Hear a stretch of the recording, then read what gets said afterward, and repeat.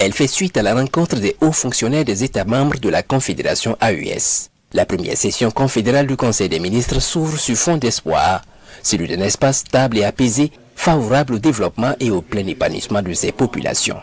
Et cette rencontre, en prélude à la deuxième session du Collège des chefs d'État de la Confédération prévue les 22 et 23 décembre prochains, en constitue un pont.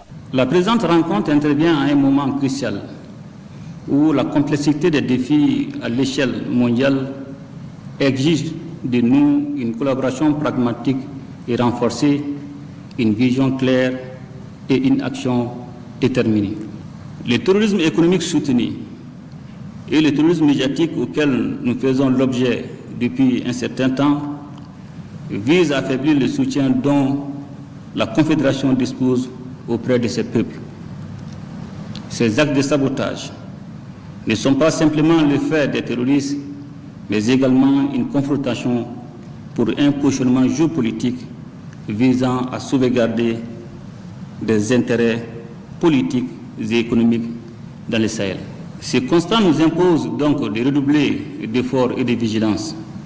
En outre, nos choix politiques et nos nombreuses actions pour faire face aux défis sécuritaires et de développement doivent être amplifiés afin de rendre notre espace plus sécurisé, intégré et prospère. Plusieurs sujets sont au menu de cette session confédérale du Conseil des ministres de la Confédération AES, notamment le rapport d'activité sur la mise en œuvre de la feuille de route de l'an 1 de l'AES, les projets de protocole additionnels devant régir ces trois piliers, ainsi que les sessions confédérales des Parlements.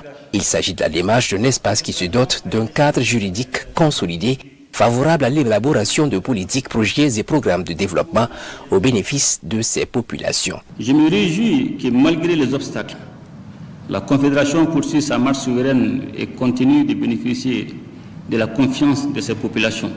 L'Afrique, et en particulier l'Afrique de l'Ouest, est unie par une histoire pluriséculaire, une culture partagée et une géographie commune.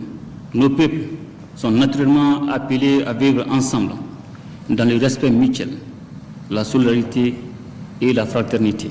Ces liens historiques doivent transcender les contingences géopolitiques et demeurer au cœur de nos politiques régionales.